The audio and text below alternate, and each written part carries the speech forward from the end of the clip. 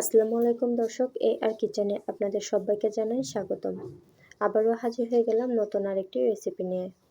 আজকে আমি আপনাদেরকে তৈরি করে দেখিয়ে দিব রোদে দেওয়ার ঝামেলা ছাড়াই কাঁচা আমের আমসত্ত্বর রেসিপি।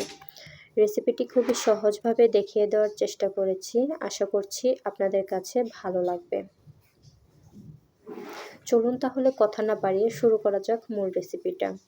এর জন্যই আমাদের লাগবে প্রথমে কাঁচা আম। আমি এখানে 1 কেজি পরিমাণ কাঁচা আম নিয়েছি। আমের খোসাটা ছাড়িয়ে ভালোভাবে ধুয়ে পরিষ্কার করে নিয়েছি। এবার আমটাকে কেটে নিচ্ছি। আমটাকে কেটে নেওয়া হয়ে গেলে মাঝখানের যে আটিটা রয়েছে এটা আমি ফেলে দিব। এবার আমগুলোকে টুকরো করে কেটে নিচ্ছি। আমগুলোকে আমি আমার পছন্দ মতো টুকরো করে কেটে নিচ্ছি। তো আপনারাও আপনাদের পছন্দ মতো টুকরো করে কেটে নিতে পারেন। আমি সবগুলো আম একইভাবে টুকরো করে কেটে নেব। দেখতে পাচ্ছেন আমি সবগুলো আম একইভাবে টুকরো করে কেটে নিয়েছি। এবার আমি এগুলোকে একটি প্যানে নিয়ে নিচ্ছি। এখানে আমগুলো সেদ্ধ করার জন্য পানি দিয়ে দিব 1.5 কাপ পরিমাণ। পানির পরিমাপটা অবশ্যই একটু বুঝে দেওয়ার চেষ্টা করবেন, কারণ এই পর্যায়ে যদি আপনি পানিটা বেশি দেন পরবর্তীতে কিন্তু এই পানিটা জাল করে শুকিয়ে নিতে হবে। এর জন্য অবশ্যই পানির পরিমাপটা একটু বুঝে দেওয়ার চেষ্টা করবেন। দেখতে পাচ্ছেন কারেন্ট গিয়েছে, অন্ধকার দেখা যাচ্ছে, এজন্য আমি আন্তরিকভাবে দুঃখিত। আমি মাঝে মাঝে ঢাকনা উঠিয়ে এভাবে নেড়ে চেড়ে আমগুলোকে সেদ্ধ করে নিয়েছি। এবার এভাবেই রেখে দিচ্ছি হালকা একটু ঠান্ডা হওয়ার জন্য। কিছুটা পরিমাণ ঠান্ডা হয়ে এলে এগুলোকে আমি একটি চালনির সাহায্যে ছেঁকে নেব। অবশ্যই চেষ্টা করবেন আমগুলোকে ছেঁকে নেওয়ার জন্য, এতে করে আমরা আমের একদম স্মুথ একটি পিউরি পেয়ে যাব।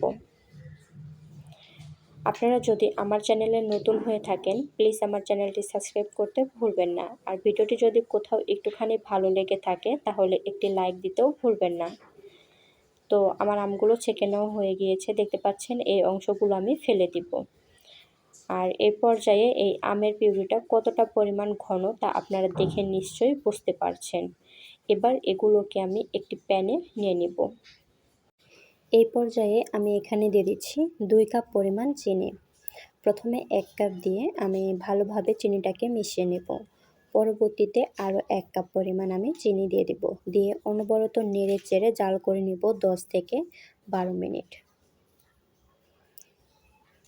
দেখতে পাচ্ছেন চিনি দেবার পর এই মিশ্রণটা কিন্তু অনেকটাই পাতলা হয়েছে। তো এটাকে অনবরত নেড়ে চেড়ে জাল করে নিতে হবে। লক্ষ্য রাখবেন নিচ থেকে যেন লেগে না যায়। দেখতে পাচ্ছেন আগের থেকে অনেকটাই ঘন হয়ে এসেছে। এই পর্যায়ে আমি এখানে দিয়ে দিব 1/2 চা চামচ পরিমাণ লবণ আর 1/2 চা চামচ পরিমাণ বিট লবণ। ভালোভাবে মিশিয়ে নেব। মিশিয়ে নেওয়া হয়ে গেলে এই পর্যায়ে এখানে দিয়ে দিব সামান্য পরিমাণ গ্রিন ফুড কালার। আমি সুন্দর একটি কালারের জন্য দিয়েছি, আপনারা চাইলে বাদ দিতে পারেন, এতে করে কোনো সমস্যা নেই। আপনি কিভাবে বুঝবেন আপনার এই মিশ্রণটি একদম রেডি হয়েছে আমসত্ত্বর জন্য? দেখতে পাচ্ছেন এই জায়গায় বাবলসগুলো কিভাবে হচ্ছে। এভাবে যদি বড় বড় বাবলস আছে তাহলে বুঝতে পারবেন যে এই মিশ্রণের ভিতরে কোনো পানি নেই। এটা আমসত্ত্বর জন্য একদম রেডি। আপনাদের বোঝার সুবিধার জন্য দেখুন দেখিয়ে দিচ্ছি। এভাবে দাগ কাটার পর যদি সঙ্গে সঙ্গে মিশে না যায় তাহলে বুঝবেন যে আপনার আমসত্ত্ব একদম রেডি। এরপর যে পাত্রে সেট করতে চাচ্ছেন আগে থেকে তেল ব্রাশ করে এভাবে ছড়িয়ে দিতে হবে।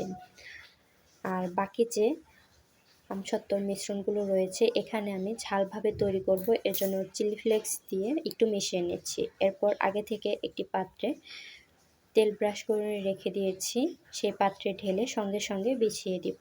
আপনারা চাইলে এই মিশ্রণটা যে কোনো পাত্রে সেট করে নিতে পারেন, এতে কোনো সমস্যা হবে না। সুন্দরভাবে আমি সেট করে নিয়েছি।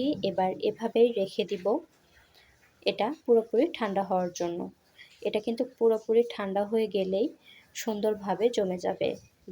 দেখুন মাশাআল্লাহ কতটা সুন্দরভাবে জমে গিয়েছে। তো এভাবেই রেখে দিলে কিন্তু আমসত্ত্বটি রেডি হয়ে যাবে, অর্থাৎ এই মিশ্রণটি ঠান্ডা হয়ে যাবার পরেই আপনাদের আমসত্ত্ব একদম রেডি হয়ে যাবে। কোনোভাবেই রোদে দিতে হবে না। এই আমসত্ত্ব খেতে কিন্তু ভীষণ মজার।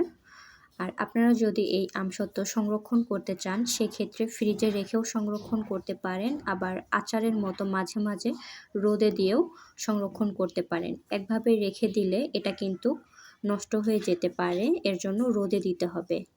তো সবাই ভালো থাকবেন, সুস্থ থাকবেন। আল্লাহ হাফেজ।